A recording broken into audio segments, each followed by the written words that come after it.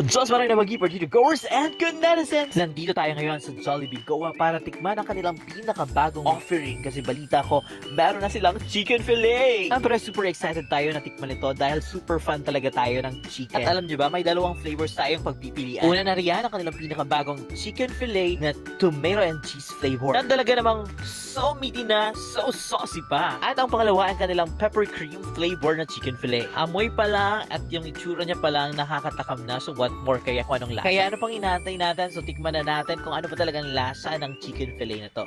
Syempre hindi ko sasabihin kung anong lasa nito para naman ma-curious kayo kung talagang bang masarap or hindi. Kasi naman yung ating mga taste buds, ano nga pang lasa natin ay iba-iba. So it's for you to find out kung masarap o hindi. Basta yung akin lang, naubos ko agad yung dalawang flavors ng chicken fillet. And by the way, bago ko makalimutan, price starts at 69 pesos only. Very affordable siya, lalong-lalo lang sa mga estudyante at sa mga nagtitipid dyan. So what are you waiting for? Try the newest chicken fillet of Jollibee.